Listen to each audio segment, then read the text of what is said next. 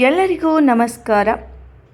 ಅಂಗಾರಕ ಸಂಕಷ್ಟಿ ಚತುರ್ಥಿಯ ಶುಭಾಶಯಗಳು ಅಂತ ಹೇಳ್ತಾ ಬನ್ನಿ ಸ್ನೇಹಿತರೆ, ಸಂಕಷ್ಟಿಯ ಕತೆ ಮತ್ತು ಮಂತ್ರ ಎಲ್ಲದನ್ನು ಕೂಡ ಹೇಳ್ಕೊಡ್ತೇನೆ. ಒಂದು ಕಾಲದಲ್ಲಿ ಒಂದು ಬಡ ಬ್ರಾಹ್ಮಣ ಕುಟುಂಬವಿತ್ತು. ಅವರು ಬಹಳ ಕಷ್ಟಗಳಲ್ಲಿ ಬದುಕುತ್ತಿದ್ದರು. ಪ್ರತಿದಿನವೂ ಅವರಿಗೆ ಊಟಕ್ಕೂ ಸಾಕಾಗದ ಪರಿಸ್ಥಿತಿ. ಆದರೆ ಆ ಕುಟುಂಬದಲ್ಲಿ ಭಕ್ತಿ ತುಂಬ ಇತ್ತು. ಒಂದು ದಿನ ಆ ಬ್ರಾಹ್ಮಣನ ಹೆಂಡತಿಗೆ ಒಬ್ಬ ವೃದ್ಧ ಮಹಿಳೆ ಭೇಟಿ ನೀಡಿದರು. ಆಕೆ ಹೇಳಿದಳು, ನೀವು ಸಂಕಷ್ಟಿ ಚತುರ್ಥಿ ವ್ರತ ಮಾಡಿರಿ. ಶ್ರೀ ಗಣೇಶನನ್ನು ಭಕ್ತಿಯಿಂದ ಪೂಜಿಸಿ ಚಂದ್ರೋದಯದ ನಂತರ ವ್ರತ ಮುಗಿಸಿದರೆ ನಿಮ್ಮ ಎಲ್ಲ ಕಷ್ಟಗಳು ಕೂಡ ದೂರವಾಗುತ್ತದೆ. ಆ ಮಾತನ್ನು ಕೇಳಿ ಆ ಮಹಿಳೆ ತುಂಬ ಭಕ್ತಿಯಿಂದ ಪ್ರತಿ ತಿಂಗಳು ಸಂಕಷ್ಟಹರ ಚತುರ್ಥಿಯನ್ನು ಉಪವಾಸವಿಟ್ಟು ರಾತ್ರಿ ಚಂದ್ರನನ್ನು ನೋಡಿ ಗಣೇಶನಿಗೆ ಪೂಜೆ ಮಾಡಿ ಮಂತ್ರ ಜಪವನ್ನು ಮಾಡತೊಡಗಿದಳು. ಕೆಲವು ದಿನಗಳಲ್ಲೇ ಅವರ ಜೀವನದಲ್ಲಿ ಬದಲಾವಣೆ ಕಾಣಿಸಿತು. ಮನೆಯಲ್ಲಿದ್ದ ದಾರಿದ್ರ್ಯ ಕಡಿಮೆಯಾಯಿತು, ಆರೋಗ್ಯ ಸುಧಾರಿಸಲಾಯಿತು, ಸಂತೋಷ ಮತ್ತು ಸಮೃದ್ಧಿ ಹೆಚ್ಚಾಯಿತು. ಇದನ್ನು ನೋಡಿ ಗ್ರಾಮದಲ್ಲಿರುವ ಇನ್ನೂ ಹಲವರು ಕೂಡ ಸಂಕಷ್ಟಿ ವ್ರತವನ್ನು ಆಚರಿಸಲು ಪ್ರಾರಂಭಿಸಿದರು. ಅವರಿಗೂ ಸಹ ಉತ್ತಮ ಫಲಿತಾಂಶ ಕೂಡ ದೊರಕಿತು. ಈ ಕಥೆಯಿಂದ ತಿಳಿಯುವುದೇನಪ್ಪ ಅಂದರೆ, ಶ್ರೀ ಗಣೇಶನ ಭಕ್ತಿ ಮತ್ತು ಸಂಕಷ್ಟಿ ವ್ರತ ಎಲ್ಲ ವಿವಿಧ ಸಂಕಷ್ಟಗಳನ್ನು ನಿವಾರಣೆ ಮಾಡುತ್ತದೆ. ನಂಬಿಕೆ ಮತ್ತು ಶ್ರದ್ಧೆಯಿಂದ ಮಾಡಿದ ಪೂಜೆ ಎಂದಿಗೂ ಫಲ ನೀಡುತ್ತದೆ. ಸಂಕಷ್ಟ ಚತುರ್ಥಿ ದಿನ ಏನು ಮಾಡಬೇಕು? ಉಪವಾಸ ಇಟ್ಟುಕೊಳ್ಳುವುದು, ಸಂಜೆ ಗಣೇಶ ಪೂಜೆ ಮಾಡುವುದು, ಚಂದ್ರೋದಯದ ನಂತರ ಚಂದ್ರನ ದರ್ಶನ, ನಂತರ ನೈವೇದ್ಯವನ್ನು ಸೇವಿಸಬೇಕು. ಪೂಜೆಯ ವೇಳೆ ಹೇಳುವ ಸಂಕಲ್ಪ: ಪೂಜೆ ಶುರು ಮಾಡುವ ಮೊದಲು ಕೈಯಲ್ಲಿ ನೀರು ಹಿಡಿದು ಹೇಳಬೇಕು. ಪೂಜೆಗೆ ಬೇಕಾಗಿರುವ ವಸ್ತುಗಳು: ಹಣ್ಣು, ಹಾಲು, ನೆಲದ ಹೂಗಳು, ಬೆಳ್ಳಿ, ಚಿನ್ನದ ವಸ್ತು. ಅದು ಅವಶ್ಯಕತೆ ಇದ್ದಲ್ಲಿ ಮಾತ್ರ, ಅಂದರೆ ನಿಮ್ಮನೇಲಿ ಇದ್ದರೆ ಮಾತ್ರ ಯೂಸ್ ಮಾಡಿಕೊಳ್ಳಿ. ದೇವರು ಏನು ಬಂಗಾರ ಬೇಕು ಬೆಳ್ಳಿ ಬೇಕು ಅಂತ ಕೇಳಲ್ಲ, ನಿಮ್ಮ ಭಕ್ತಿ ಒಂದಿದ್ರೆ ಸಾಕು ಅಂತಲೇ ಹೇಳ್ಬೋದು. ದೀಪ, ಬೆಳ್ಳಿಯ ಚೌರಿ ಅಥವಾ ನವಗ್ರಹ, ಗಣೇಶ ಭಾವಚಿತ್ರ, ದೀಪದ ತೈಲವನ್ನು ಹಚ್ಚಬೇಕು. ನೀರು ಮತ್ತು ನೈವೇದ್ಯವನ್ನು ಮಾಡಬೇಕು. ಮತ್ತು ಯಾವುದೇ ಆಹಾರವನ್ನು ತಿನ್ನಬಾರ್ದು. ನೀರು ಸಹ ಕುಡಿದರೆ ನಾವು ಮಾಡಿದರೆ ಅದು ಕೂಡ ಒಳ್ಳೆಯದಾಗುತ್ತೆ. ಬಟ್ ಯಾರಿಗೆ ಮಾಡೋಕ್ಕಾಗಲ್ಲ, ಸೊ ಅವರು ಹಣ್ಣನ್ನು ತಿಂದ್ಬಿಟ್ಟು ಮಾಡ್ಬೋದು. ಪೂಜೆಯ ಸಮಯ: ಸಂಕಷ್ಟಿ ಚತುರ್ಥಿ ದಿನ ಚಂದ್ರೋದಯದ ನಂತರ ರಾತ್ರಿ ಹೆಚ್ಚು ಶ್ರೇಷ್ಠ.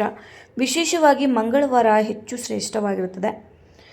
ಗಣೇಶನ ಪೂಜೆಯನ್ನು ಯಾವ ರೀತಿ ಮಾಡಬೇಕಪ್ಪ ಅಂದರೆ, ಶುದ್ಧ ಮನಸ್ಸಿನಿಂದ ಪೂಜೆ, ಸ್ವಚ್ಛ ಸ್ಥಳಗಳಲ್ಲಿ ಅಳವಡಿಸಿ ಗಣೇಶನ ಪ್ರತ್ಯೇಕ ಚಿತ್ರ ಮೂರ್ತಿಗಳನ್ನು ಸಜ್ಜುಗೊಳಿಸಬೇಕು. ದೀಪ ಹಚ್ಚಿ ಹೂವು, ಹಣ್ಣು, ಹಾಲು ಇವುಗಳನ್ನು ಇಡಬೇಕು. ಮನಸ್ಸಲ್ಲಿ ಶಾಂತ ಮಾಡಿಕೊಳ್ಬೇಕು. ಒಂದು ಗಂಭೀರ ಹೃದಯದ ಭಾವನೆಯೊಂದಿಗೆ ಮಂತ್ರವನ್ನು ಜಪಿಸಬೇಕು.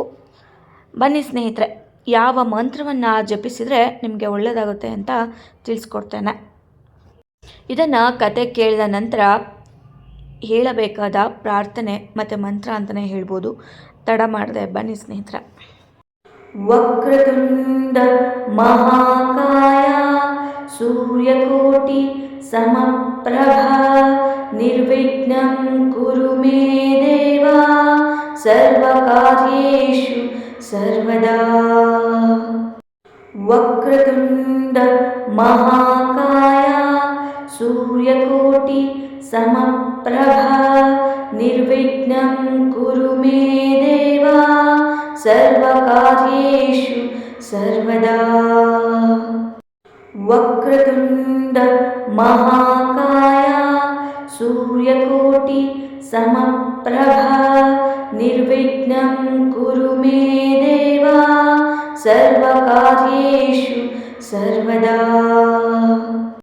ವಕ್ರತುಂಡ ಮಹಾಕಾಯ ಸೂರ್ಯಕೋಟಿ ಸಮಪ್ರಭಾ ನಿರ್ವಿಘ್ನಂ ಕುರು ಮೇ ದೇವ ಸರ್ವಕಾರ್ಯೇಷು ಸರ್ವದಾ. ವಕ್ರತುಂಡ ಮಹಾಕಾಯ ಸೂರ್ಯಕೋಟಿ ಸಮಪ್ರಭಾ ನಿರ್ವಿಘ್ನಂ ಕುರು सर्वकार्येषु सर्वदा वक्रतुण्ड महाकाय सूर्यकोटि समप्रभा निर्विघ्नं कुरु मे देव सर्वकार्येषु सर्वदा वक्रतुण्ड महाकाय सूर्यकोटि समप्रभा निर्विघ्नं कुरु मे देव सर्वकार्येषु सर्वदा वक्रतुण्ड महाकाय सूर्यकोटि समप्रभा निर्विघ्नं कुरु मे देव सर्वकार्येषु सर्वदा वक्रतुण्ड महाकाय सूर्यकोटि समप्रभा निर्विघ्नं कुरु मे देव सर्वकार्येषु सर्वदा वक्रतुण्ड महाकाय सूर्यकोटि समप्रभा निर्विघ्नं कुरु मे देव सर्वकार्येषु सर्वदा वक्रतुण्ड महाकाय सूर्यकोटि समप्रभा निर्विघ्नं कुरु मे देव सर्वकार्येषु सर्वदा वक्रतुण्ड महाकाय सूर्यकोटि समप्रभा निर्विघ्नं कुरु मे देव सर्वकार्येषु सर्वदा वक्रतुण्ड महाकाय सूर्यकोटि समप्रभा निर्विघ्नं कुरु मे देव सर्वकार्येषु सर्वदा वक्रतुण्ड महाकाय सूर्यकोटि समप्रभा निर्विघ्नं कुरु मे देव सर्वकार्येषु सर्वदा वक्रतुण्ड महाकाय सूर्यकोटि समप्रभा निर्विघ्नं कुरु मे देव सर्वकार्येषु सर्वदा वक्रतुण्ड महाकाय सूर्यकोटि समप्रभा निर्विघ्नं कुरु मे देव सर्वकार्येषु सर्वदा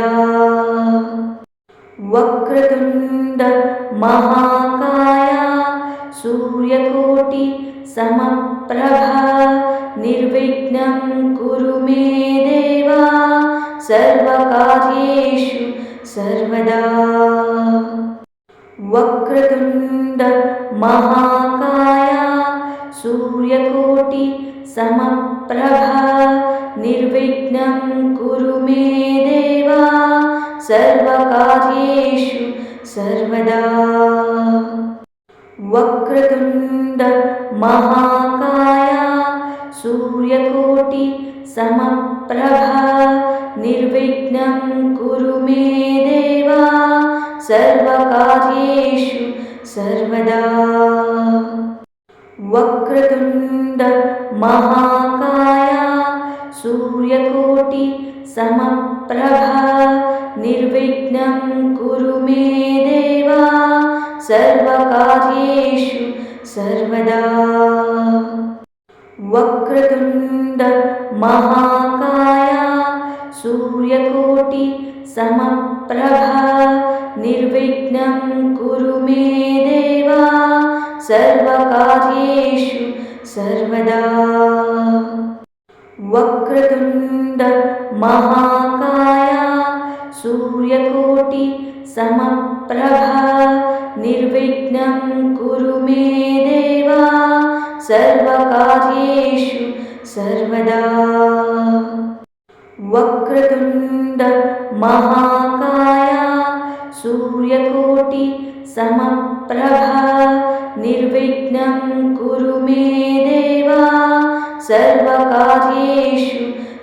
सर्वदा वक्रतुण्ड महाकाय सूर्यकोटि समप्रभा निर्विघ्नं कुरु मे देव सर्वकार्येषु सर्वदा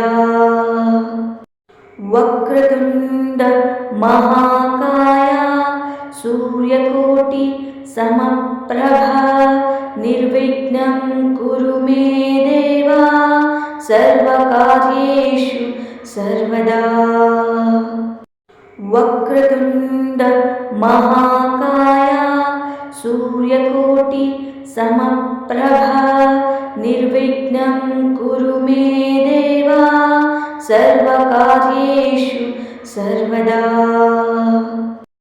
वक्रतुण्ड महाकाय सूर्यकोटि समप्रभा निर्विघ्नं कुरु मे देव सर्वकार्येषु सर्वदा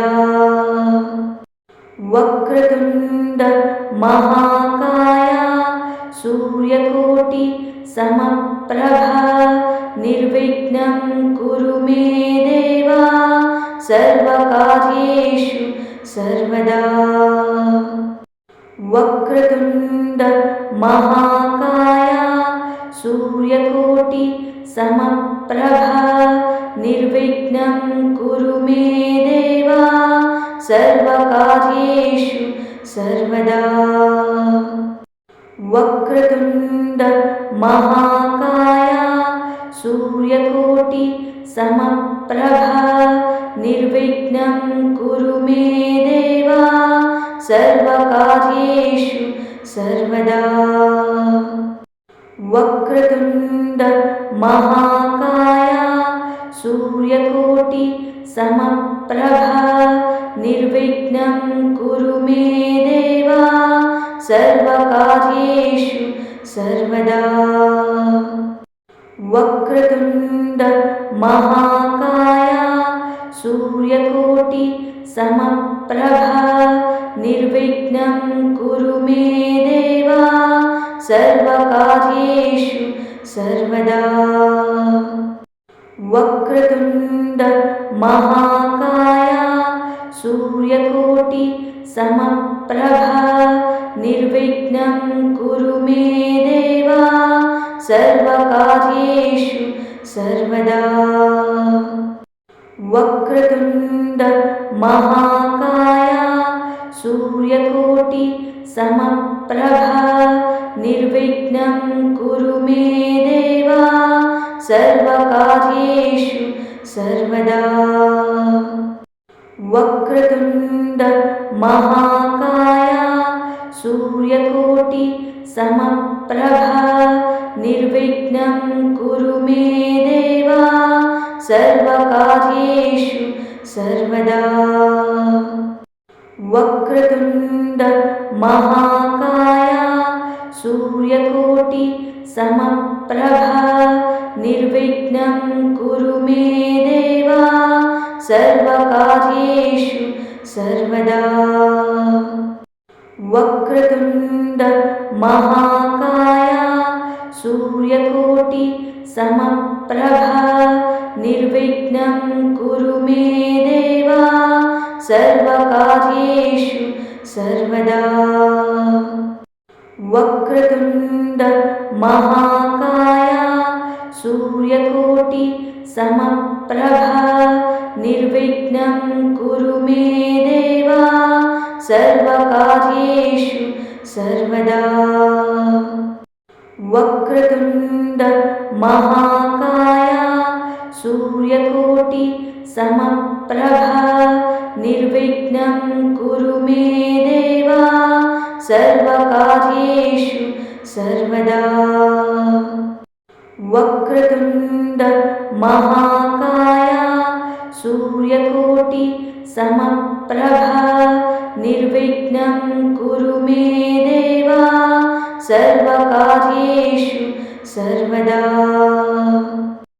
वक्रतुण्ड महाकाय सूर्यकोटि समप्रभा निर्विघ्नं कुरु मे देव सर्वकार्येषु सर्वदा वक्रतुण्ड महाकाय सूर्यकोटि समप्रभा निर्विघ्नं कुरु मे देव सर्वकार्येषु सर्वदा